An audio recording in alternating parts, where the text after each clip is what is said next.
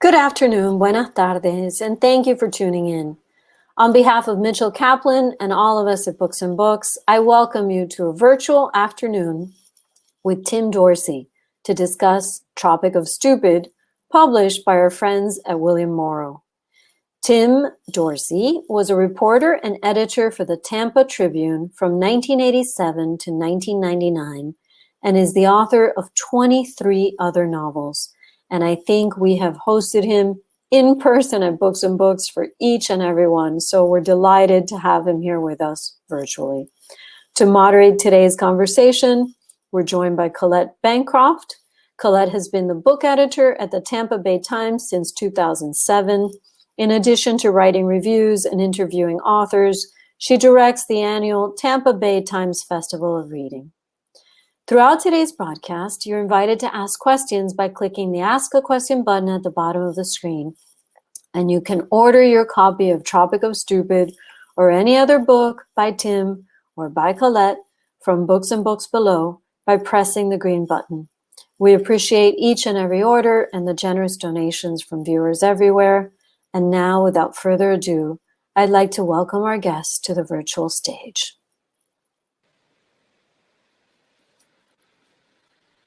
Hi, Colette. Hi, how are you?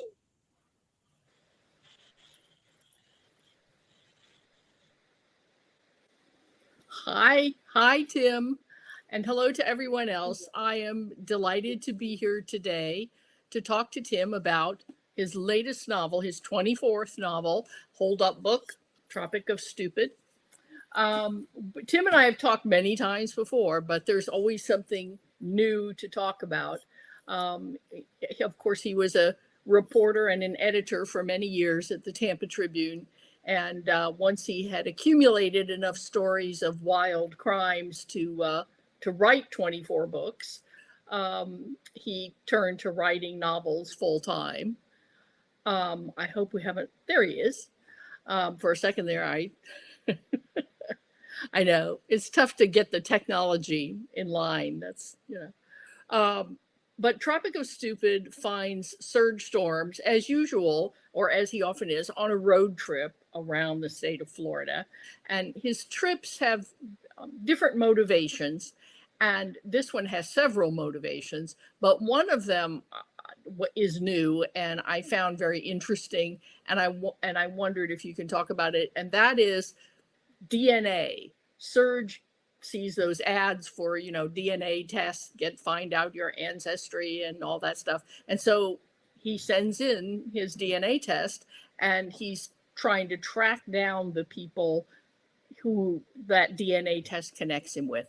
And I wonder if you can talk about that, about what inspired you to have Serge get his DNA checked. And also, did you get your DNA checked? Was that part of the inspiration?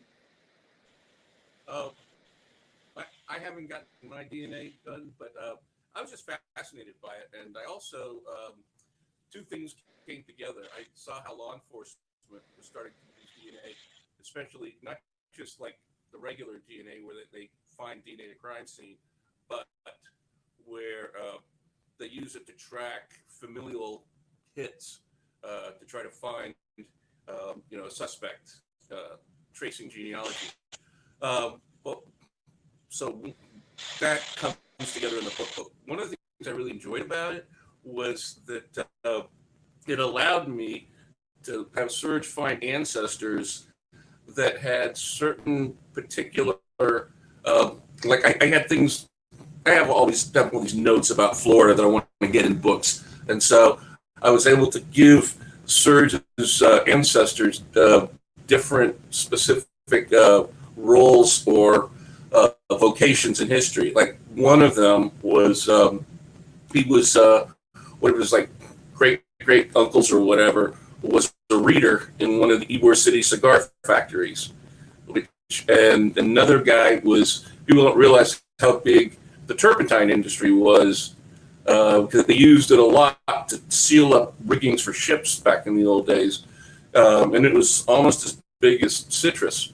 So, but anyway, the reader, for those who don't know, of course, each of these characters has Serge's personality as well. So they would kind of put Serge, sneak him back into history, and the Ybor City Readers is back. This was back before radio and television, obviously, and around the turn of the century, they'd have these huge warehouses, and people would just sit there all day rolling cigars, which could be very tedious. So they had one of the most important people in the factory would sit on a tall chair in the front of the room and would read the day's newspapers. And so I had, so I'm not giving anything really away, but I had him up there the day that the newspaper had, and this actually relates to the Cuban Americans who were rolling cigars, the day that the USS Maine exploded in Havana Harbor, which started the Spanish-American War, back in 1898. And so, anyway, that was one of the funnest aspects of. I mean, for plot, yeah, it's about trying to find a criminal, but it allowed me, like I usually do, is the plot is secondary to me, sneaking in Florida and getting Florida to be the star of the show. Right. There was another Florida kind of nostalgic hit for me, and I imagine it was for you. Sea Hunt plays a big role in the plot, and I know you did. I loved that show when I was a kid, and I wonder if you can talk a little about Sea Hunt, and also, without giving too much away, because it is part of the plot, how Sea Hunt affects Serge in this book. Well, just like you, I would watch Sea Hunt with Lloyd Bridges every day. I mean, it was right before dinner, and I'd watch it. I remember, the boat sailing away to the theme music at the end of every episode, and they filmed a lot of it in Florida. And there was, and this isn't giving anything away, but at one point, so I got the box set of the whole series that I've been watching it. And a young Larry Hagman, and this was before, JR and before I Dream of Jeannie even, very young, Larry Hagman starts off, he clashes with Lloyd Bridges, and then they become friends. But I found, and it was in Tarpon Springs, because they had, which again, it's right in my wheelhouse. It's about, the sponge diving industry and everything in Tarpon Springs. And they are at a house of one of the Greek families that is part of the sponge diving industry, and I saw this stone fence, and I recognized it, and I said, I've seen the houses like that. This is the Serge in me. I have to find these places and go look at them and everything, so I went over to Tarpon Springs. Well, there's so many places that look like that. It's like, okay, this is a lost cause. But what I didn't realize is, they're walking into the house. Well, I went back and I was watching the episode. At the very end of the episode is Lloyd Bridges coming to say goodbye, and I didn't think of it. This was right before the credits, and other stuff is way earlier. And I looked, and it's taken at a different angle, and you can see the Greek Orthodox Church caddy corner, across the street with the dome and everything. And I go, I found it. So I went back and I took pictures of the actual house, and I got to stand there, and I'm probably the only person who would get jazzed by something like that. But yeah, I do always, when Serge is hunting those places down and then giving Coleman the little seminar about why this is significant, not just this one, but all of them, I always hear your voice.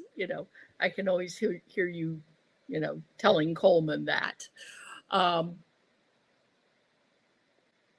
You said that you have a lot of Florida notes that you just wait to get into books. How do you decide which ones go into which book? Which book put the Floridiana in or whatever? Yeah, like why did Tarpon? Well, I just go through what I've got. I have a huge file of notes in my computer, and I try to keep them short. And I go through and I see what interests me, and I'll kind of look through because there'll be another book, so I don't have to get everything in, but I'll just skim through, and as the plot is going somewhere, I want to see what I can get in that is from those notes. And this time, Tarpon Springs just happened to be, for example, to use your for instance there, and that happened to be around where they were going, and so I was able to get that in. Plus, for reasons that we'll let the reader find out, Seaman needed to be in the book, so that helped as well. But other stuff, it's a matter of going through and seeing what's convenient to get in. I have so many things like the Ybor City Reader has probably been in that file for like over a dozen books now, and there wasn't a place yet. But then when I needed ancestral vocations for Serge's genealogy, boom, there it was. See that I love those Ybor City lectores stories. They're just amazing. I've met people who was like, my grandfather was one of the readers, and it just I love those stories. How did Bill Lee end up in this book? How did Bill Lee get involved? Well, okay, Bill Lee. For those of you who don't know, if you're a Red Sox fan, you know who Bill Lee is. If you don't know, you might remember him from his nickname Spaceman. It's Bill Spaceman Lee, and he got into the books because I met him back in, I think, around 2000, 2001, through a mutual acquaintance, Randy Wayne White. And so we got to be friends. I went down there, and I was on a tour, and I just swung by Randy's house to hang out. And I didn't even know, but he said, "Yeah, hey, do you know who Bill Lee is?" And he happened to be there. And so anyway, Randy, first thing he did is he got out some baseball gloves, and so Randy and I are playing catch in the front yard, and then Bill comes out, and I hadn't said a word to him, that I was a big Red Sox fan, and I knew him very well. He pitched through the mid '70s and into the early '80s, and he was in the American League All-Star team. He pitched a couple games in the '75 World Series, and he's in the Red Sox Hall of Fame. And anyway. So time goes by, we're friends and stuff. And then he came to one of my book signings at a library down there. And he was sitting back. I didn't see him, but he got in line, and suddenly he stood in front of me. He goes, "Hey, Tim," and so, oh. And so then he came to, I kept seeing him. He kept coming over to, my book signings. And I think the next time he stole the show. Basically, he upstaged me. He's sitting in the front row, and then as soon as I finished, he jumped up and he goes, "Okay, now it's my turn." And he just did shtick in front of the crowd. He was jumping around, and so anyway. But each time we've hung out, we've taken the boat out to Cabbage Key, and we spent some time together. So finally, we were hanging out, and it's like it's very strange because I was watching him as a fan, as a kid, right, and then at a certain point, I had to just stop and catch myself because Bill came out to my car, and I have my souvenir T-shirts and hats, when I go to the library, a lot of stuff like that. And he's helping load the bins into my car, and I'm going, Bill Lee is loading my hats and shirts into my car with me. It was very weird because we just we just like to shoot the bull, And so we were talking about how the Red Sox spring training was going, and this and that. So finally, I said, "Hey man, can I use you in my next book?" Yeah, and he goes, "Sure." And so we went back to the place, and I had a notebook, and so we were just sitting out on the porch, kicking back, and I was just taking notes while we're talking, and what Serge did is what I actually did, and so I said, "Anything you got, baseball, line, ball," and he goes, "Sure. What, you want me to sign it for somebody?" He goes, "No, I want you to throw it to me." And so we went out and played catch again, like we did the very first time. And that's where Serge is playing catch with Bill when they first meet in the book. And pretty much everything that I used, I mean, a lot of the stuff, we didn't do all the action that he's involved in, but a lot of the conversation was, was right out of our shooting, the bull. Good. I'm glad to hear that when you were with Bill Lee, you didn't have another guy locked in your trunk the way Serge does. Bill is the basis of one of Randy's characters, or Randy has said that Tomlinson is based on Lee. Have you heard from him? Has he said, "Don't purloin my character," Dorsey, anything like that? I haven't heard anything from Randy about that, and he's kind of cagey about the whole Tomlinson thing with Bill Lee, but no, it's I got Randy's how we met. I mean, he's a huge baseball fan himself and player. I mean, he loves to. He's a catcher, and he went down to Cuba with Bill for some exhibition baseball, and they shot a documentary. Actually, they shot 2 documentaries down there. But anyway. Glad to hear it.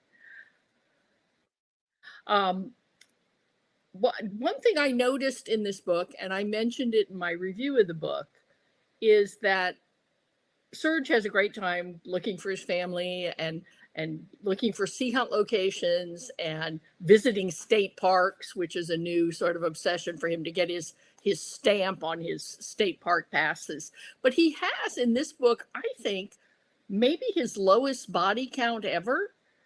And in terms of people he dispatches. And is that significant, or just was he busy? It's funny. Book to book, people will talk about things like that, and I'm just going by feel. I'm just going. In other words, when I write, I find that it works out the best if I'm just having fun. And so I'm not. I mean, I sort of pay attention to that sort of things. I know that the readers, like him doing certain things, but I just didn't notice it. And I'm not sure. I mean, I don't do a count by each book, and also sometimes I think it's quality, not quantity, But I don't really pay attention. And somebody actually it was a book that was way back in the series, but somebody had mentioned the same thing, like, "Oh, this book it dipped," and I heard a sentence that that I never thought I'd ever hear in my life. Is he becoming a kinder, gentler serial killer? But nope. And same thing with some people saying, "Oh, Serge didn't have enough sex in this book," and I'm like, I'm not writing sex books. Every once in a while I'll bump into people. So what can I do? I mean, I just have fun. He did have some. We want to let readers know that in this book he does have some sex. So don't worry about that. It is in there. Let me ask you. As well as anyone, the now world famous trope of the Florida man. The guy who throws alligators through the Wendy's drive-through window, all the multitude of Florida man stories. And even long before you started writing these books, you were editing and writing Florida man stories at the Tribune. And people apply it sometimes to Serge, that Serge is like the ultimate Florida man, or, Florida man, blah, blah, blah. Is Serge a Florida man, or is he not in terms of that trope? I've heard that reference, and I guess it's simply because the terminology and the phenomenon of people following Florida man has grown in reputation.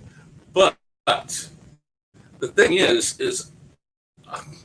he's a different kind of Florida man. In other words, he's a Florida-phile Florida man, because the Florida man people know, if you look, these people are dumb. I mean, it's like the Darwin Awards, and so I don't think he'd fit into the category of what's popularly known as Florida man. But but those stories give me plenty of fodder to work with. They do, yeah.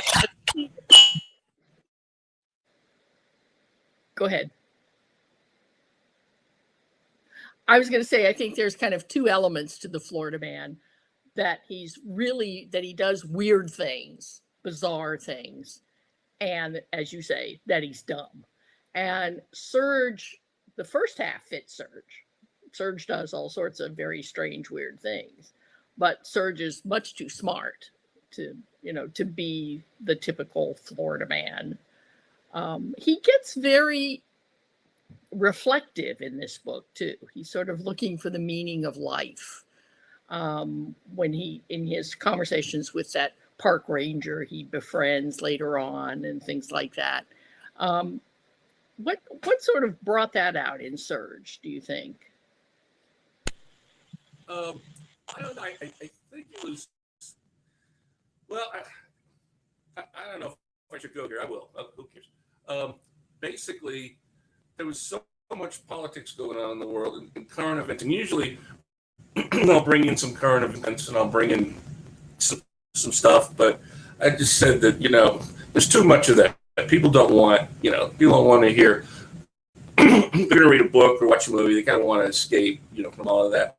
So I decided to go in a different direction and just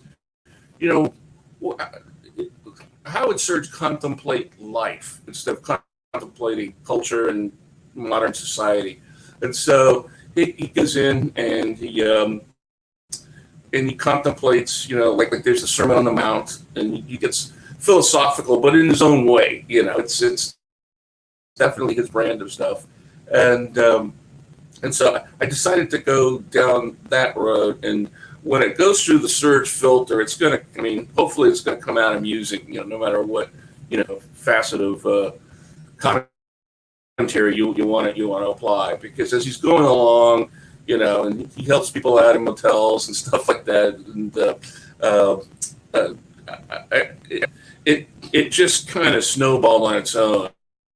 The people who wave signs on the sides of highways, and it links into that, and that again, you'd have only Serge could connect these various things up. But that's kind of how I got into that, was to avoid current events, and I chose.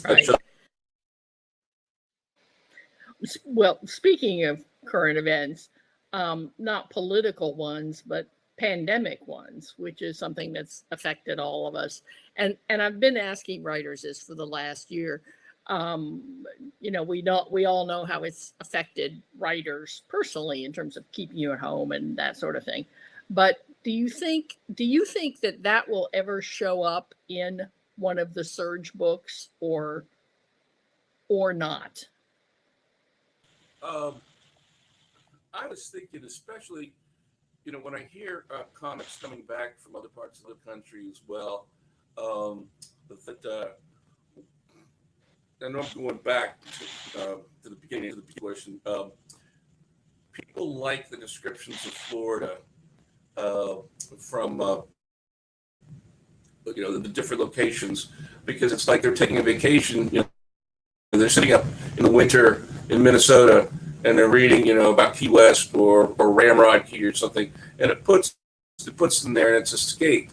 And I don't think, if you want to escape to Florida, I don't think they'd want to be in a quarantine, social distancing, lockdown kind of mode, in Florida. That would kind of ruin it. So as far as right now, what I'm working on, I'm avoiding that so that in the book, reading the book at least, people can kind of get away from this, at least the temporary normal, and just take a break from it. Yeah, I think you're right. I think that's one of the things people come to your books for, that they are sort of a Florida trip, for the people who don't live here. Trip in several senses, but yeah, I live in Florida, and I was reading those descriptions of those dive trips, that Serge was taking, and I wanted to just go scuba diving, I don't know how to do that, but they were so evocative and so much fun that they made me, feel like I was doing that. So yeah, I think that's a big attraction for people. And I think you're right about why people come to your books. Plus a pandemic would put a real crimp on Serge's style, I think. So.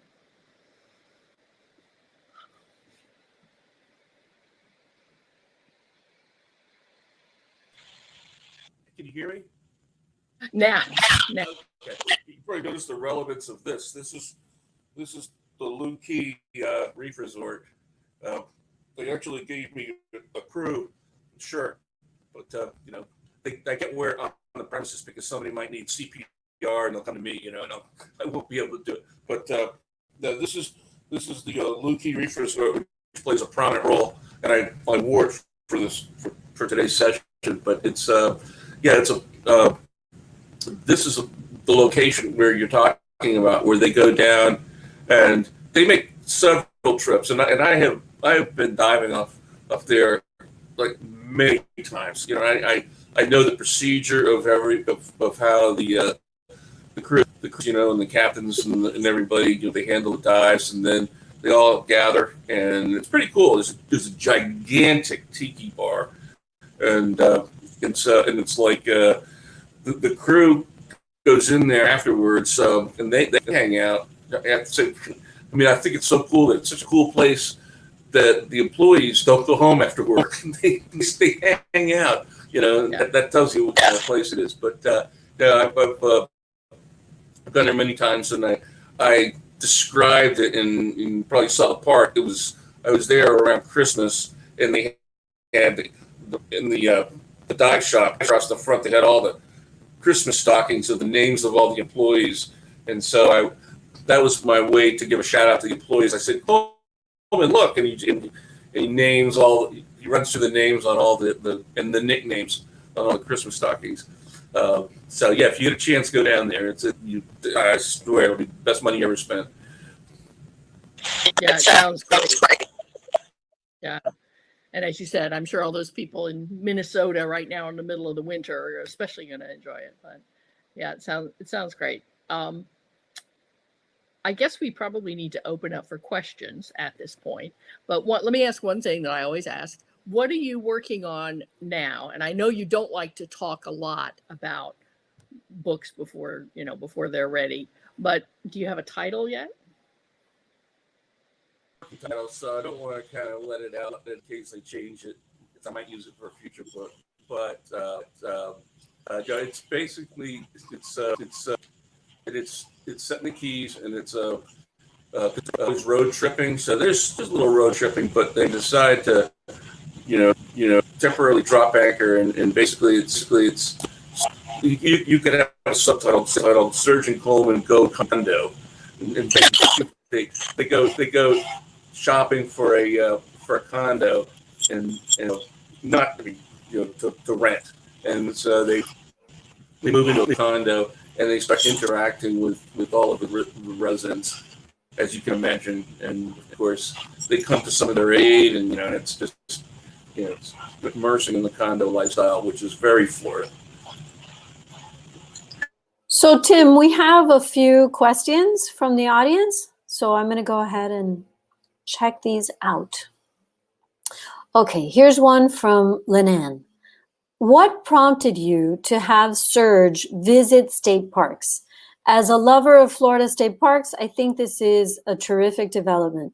Which book was the first visit when he started getting stamp marks in his state park passport?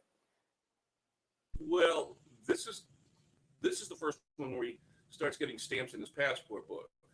And the reason is I went and bought one of those things, and I started getting my stamps, just like a little kid, and just going through, and I've got to revisit a lot of places because I've been to a whole ton, and now I got the passport book. So he's been going to state parks all throughout the series, but it hasn't been necessarily emphasized or underscored like in this book, because he gets the passport book, and just like I had in the book, the guy at the Sunshine Skyway Pier or whatever, which is a state park, he stamped mine wrong. just like I had Serge get his stamp right. You're ruining my book, you know. It's anyway. But yeah, this is it's just I've been a lover of state parks, and I was able to use the vehicle of the new passport book to like name them and have Serge kind of check them off as you know they're going around.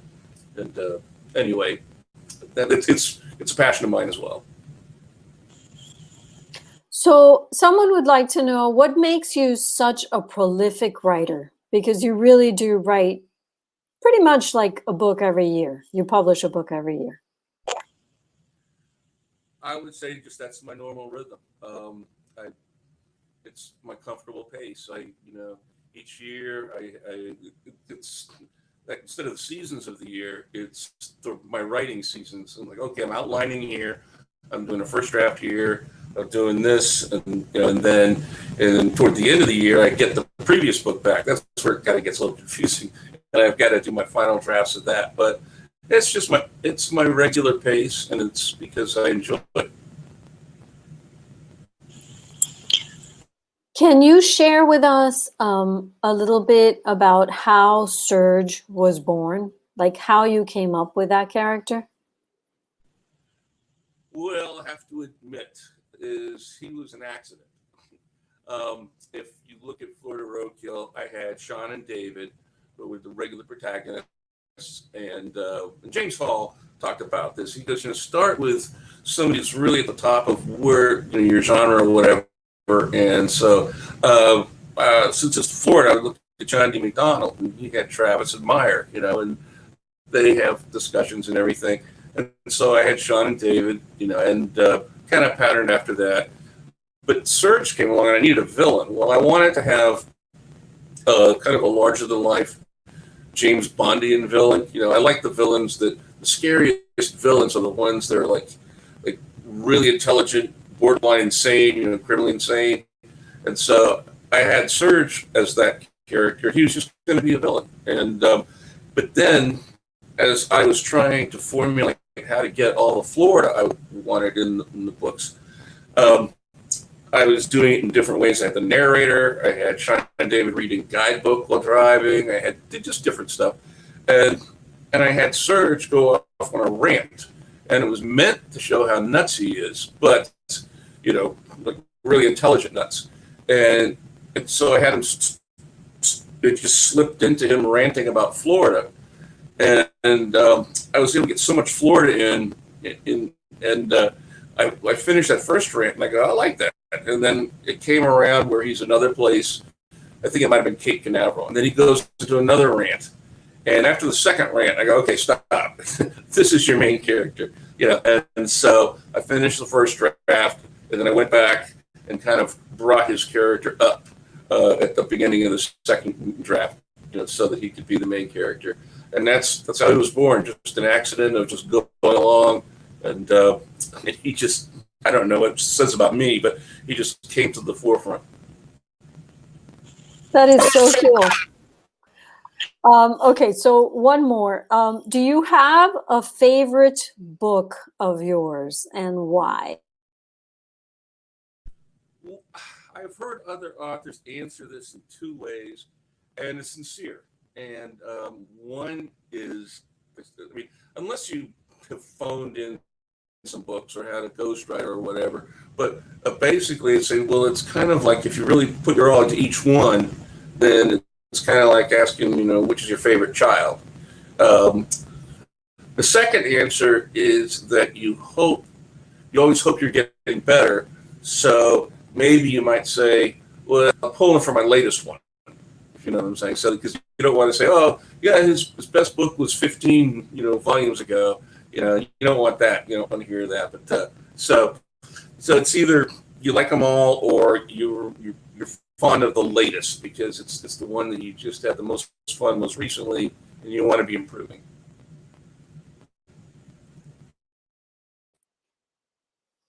Well, we love these books at Books and Books, and we're just so grateful to see you, even if it's virtually.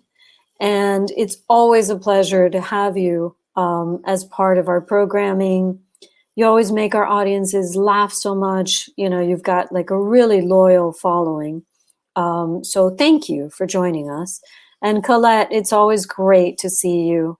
You're a wonderful moderator. Great questions. I think it was really, really fun. And I think we learned something about Tim.